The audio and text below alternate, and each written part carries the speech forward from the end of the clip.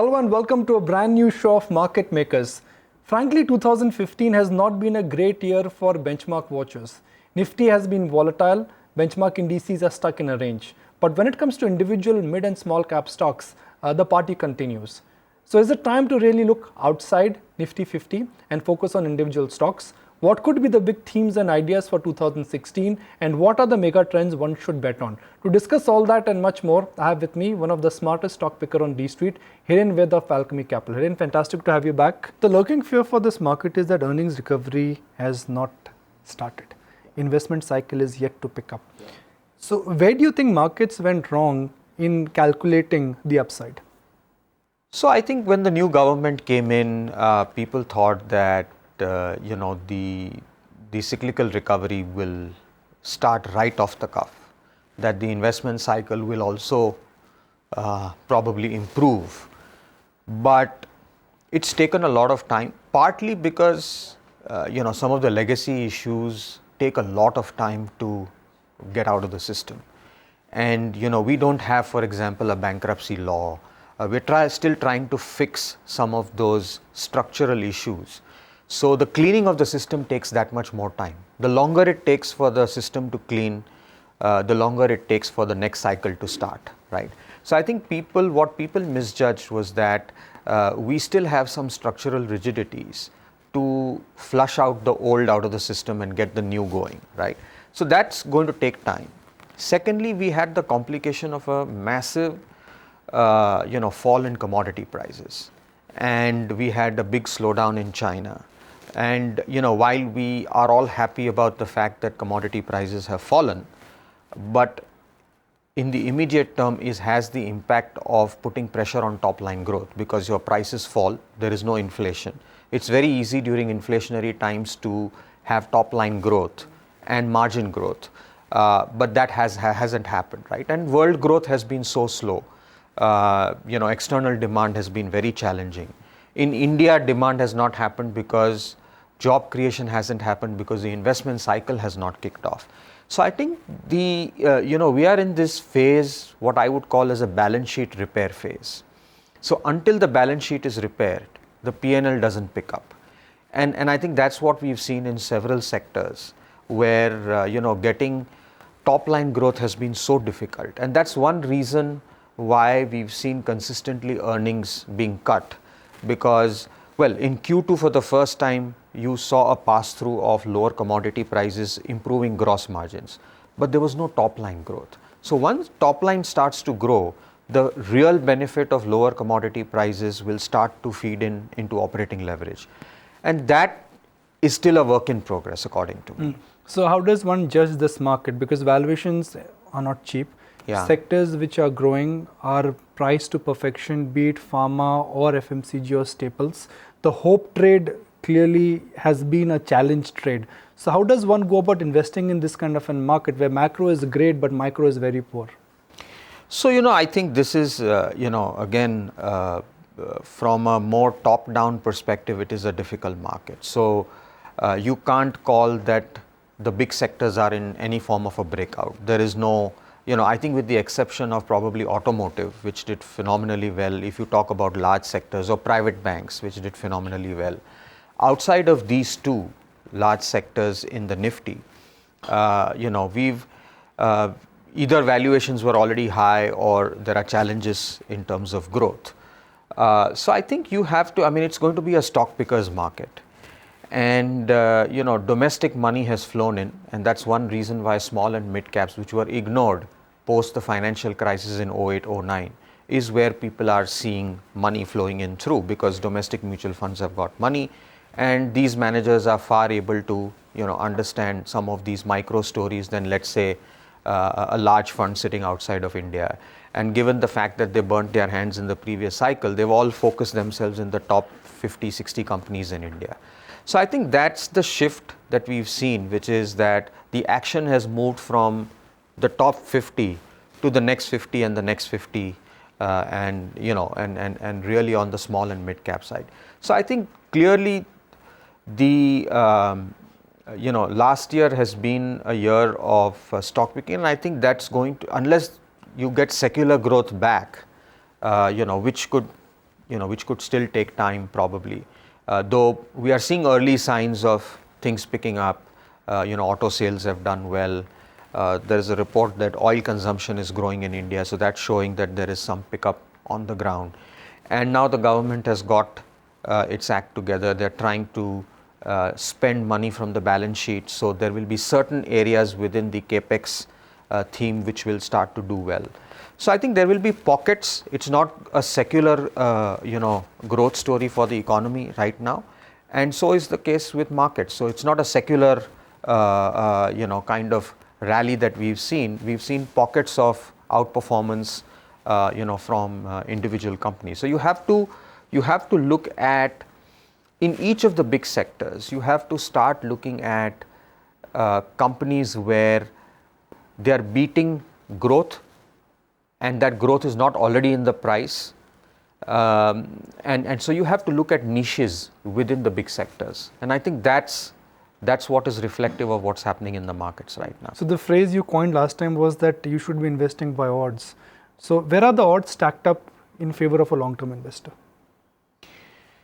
See, I think if you look at the odds, one area is you look at the survivors of the previous bull market, right? So bear market survivors. So bear market survivors, right? So companies in difficult sectors which have survived because they've repaired the balance sheets and they've reformed, and some of those will survive, right?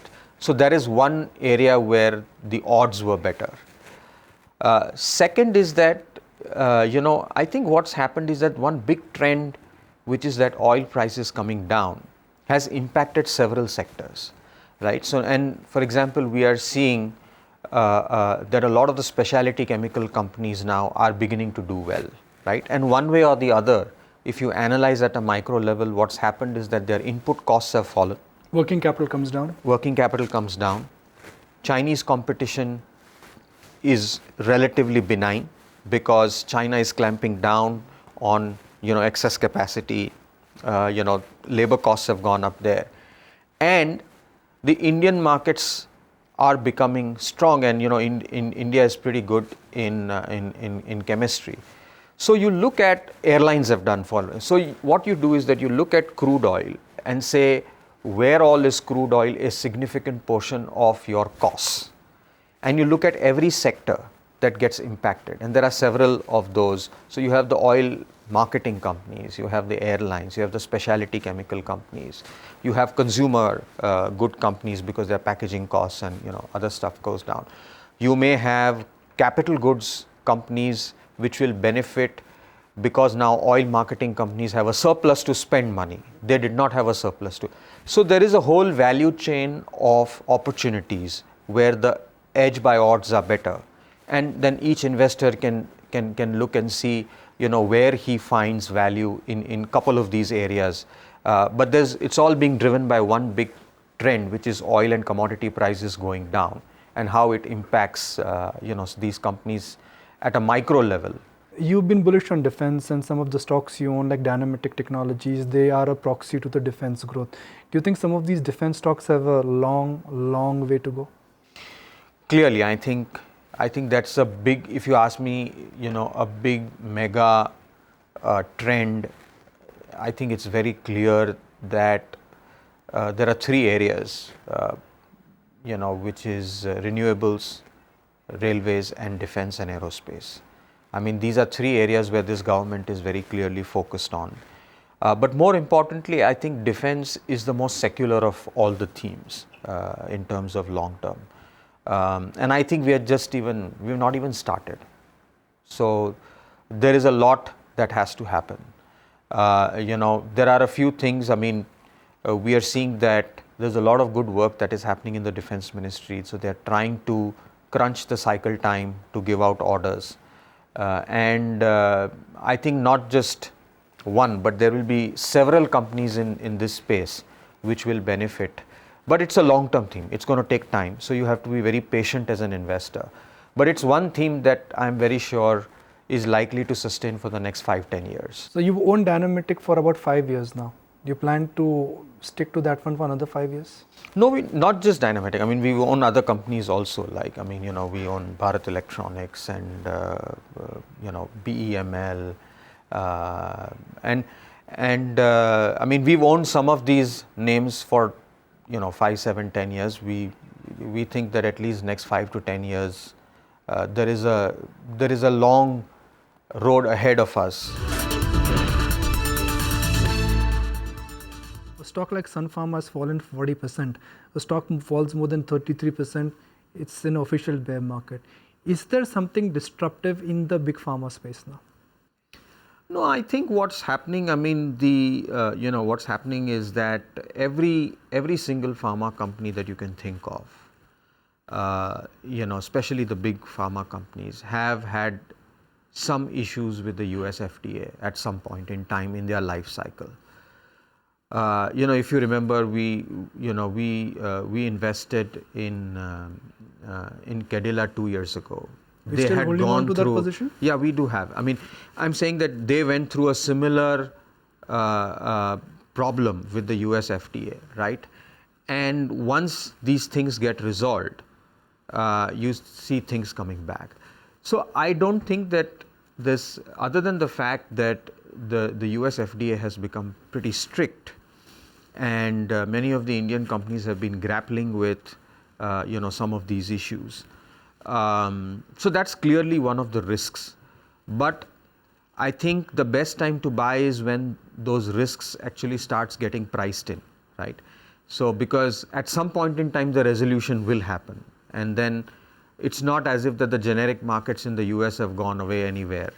And global pharma consolidation continues to happen as we speak, right? I mean, you had this Pfizer Allergan deal happening. So $150 billion, what a number. Right. So I think that structurally, I think pharma companies, I mean, India is still very competitive in the pharma space.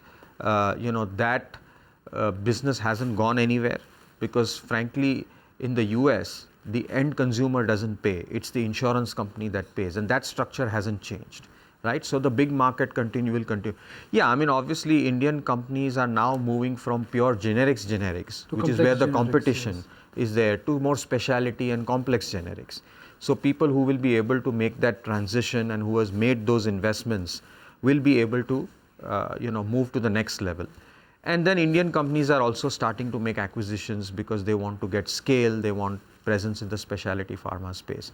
So I think it's one of those years that after a big secular growth, you have like this one odd year or 12 to 18 months where risks basically unfold and there is a market cap correction, and you have to kind of hold on to your horses during that period. So this is a comma for big pharma. This is not a full stop for big pharma. Not at all. So do you have any pharma stocks on your radar which you are examining? Well, I mean, we do own 2 or 3 of the big. I mean, we own one mid and 2 or 3 big cap stocks, and I mean, one of the model is that you buy a fundamentally good management and a good strategy, and then buy it when the shit hits the roof in those companies, right? And then that gets priced in, because people are not willing to wait for 12 months and 18 months for things to get resolved. But you do get a price which is very attractive. And then if you have patience on your side, things will start to unfold. Like, we believe that, like Ipca went through a similar, They're still in a hole. They haven't come out of it. They haven't, but they're coming close to that. The terminal value of the stock of the company is very attractive. Exactly. And they're a market leader in paracetamol.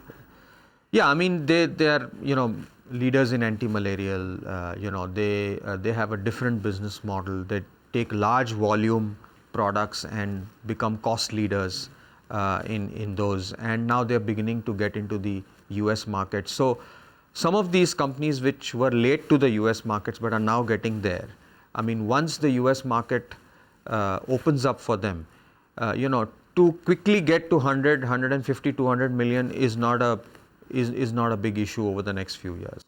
Last time you mentioned that the world, at a global level, growth will be challenging by companies which are either disruptive in nature or which are gaining market share.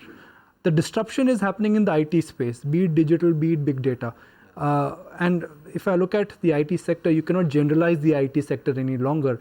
TCS is following a different model, a Geometric is following a different model, and Persistent has got a different niche per se.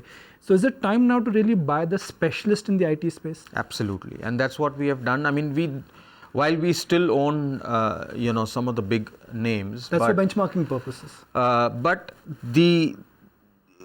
their growth is more like 8-10% in dollar terms, right? So, but I think the time has come to look at specialist companies which are very good in a particular verticals, and those verticals are growing at 15, 20, 25%, which is where the disruption is happening. Or like engineering services is a big breakout growth area. Every large company is saying that engineering services is growing. So if you are able to find smaller companies which are doing engineering services and are very good at it, and they're just focusing on that. That's a big change, isn't it? Because those who bought large cap IT in last 8-10 years, they've made money because the mid cap IT companies were not able to scale up, starting from an KPIT to a Geometric. But now you think the reverse will happen. Yeah, because which was very good, because what used to happen in the last 8-10 years, large cap companies were growing faster than mid cap companies. Now the reverse is happening, right? So there are in certain specialist verticals where these companies are growing faster than large cap companies, and there is scope to make money there. So if you can find a company which can grow at, for example, 20% compounded over next 4-5 years, versus a big company that's growing at 8-10% in dollar terms, right? If somebody can grow at 20-25% in dollar terms, you're going to make more money there. Obviously, valuations will matter, your entry valuations, but then, just the 5-year difference in compounding of 20% versus 10% will make the difference in the terminal market cap of some of those companies. And you are an absolute return fund, so it frankly doesn't matter which market cap you buy. Right. Okay. Let's talk about the consumption side. And in the past, you brilliantly bought the India consumption story by buying into a Trent or a Bata or United Spirits. Given the valuations for consumer staples, how should one bet on the consumption basket? So, I think, I think consumer is always going to be a secular theme in India. Obviously, the consumer stocks have become expensive. But the key there is to look at consumer categories where penetration is still relatively very low. So for example, penetration in liquor is still very low. Penetration in foods is still very low in India, right? But penetration in soaps is high, in toothpaste is high. So those are what I would call that already highly penetrated categories. To pay 30-40 times for those don't make sense to us. So you're betting on small categories which can potentially become large within the consumer space, right, because per capita would move up. That's a great thought. Yeah, because there at least that there is large compounding growth, right? So for example, Unilever, it's very difficult for now to think about compounding in even mid-teen double digits for a long period of time. Possibly cannot happen. There will be small, there'll be sections within their business which will grow faster. So personal products will grow faster, foods will grow faster, but Unilever is now a much bigger ship, right? So for it to make a difference to the overall balance sheet makes a whole lot of a difference. So you look for companies which are only focused on food, or you look for companies which are only focused on personal products. And some of these areas which are faster growing categories, or liquor, for example, where we are seeing that Indian penetration is so low, there is, and some of these companies have, big market shares in India. So they will continue to grow. And the smaller brands are finding it very difficult, and where there is more premiumization which is going to happen.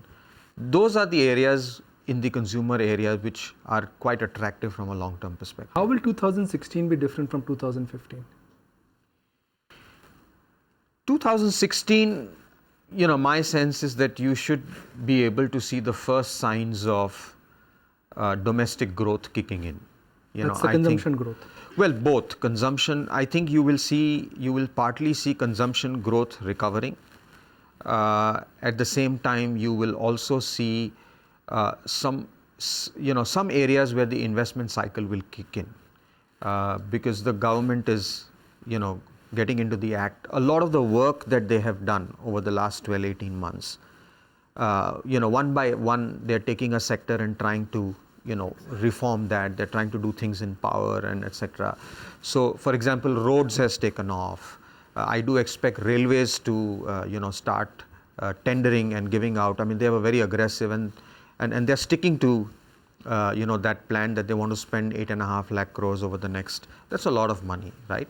So some of those where there was initial euphoria, then, there was calming down because some of these things take time to pan out. So I think you should start seeing some of those play out in 2016. So not everything that we expected will happen when the new government came in will happen, but few of those areas will progress. And I think that's where in 2016 you'll start seeing that reflected in company order books, in revenues, in profits. So I think, you will see now the India story that we bet on starting to slowly beginning to play out from 2016.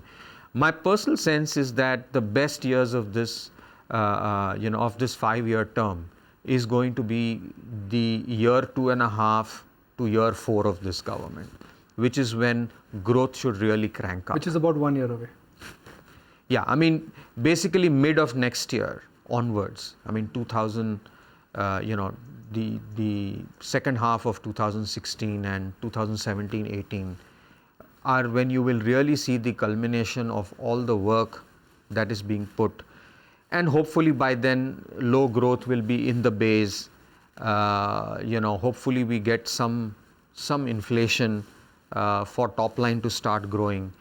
And as some of these investment cycle projects, kick off, new job creation happens, and that also leads to consumer revival. So let me summarize today's interaction. You are of the view that the current volatility is investors' good friend, and one should embrace the volatility and keep on investing in a periodic manner if you are a retail investor, because good days for Indian stock markets have just started and they're likely to come more.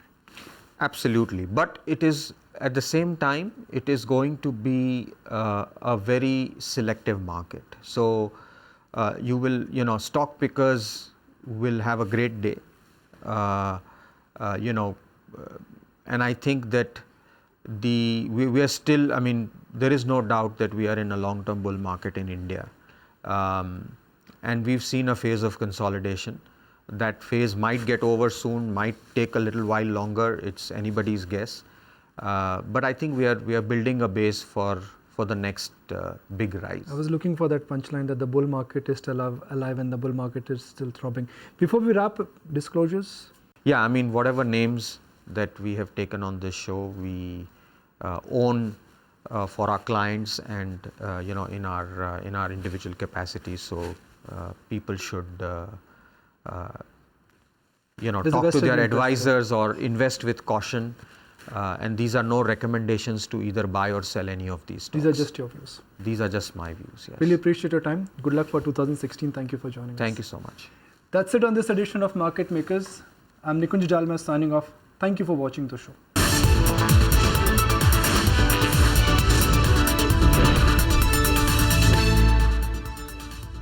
Find us on Facebook at facebook.com/ETNow and don't forget to click the like button. You can also follow us on Twitter at ETNowLive. To stay updated with all our programming, hit the subscribe button on our YouTube channel by logging on to youtube.com/user/ETNow.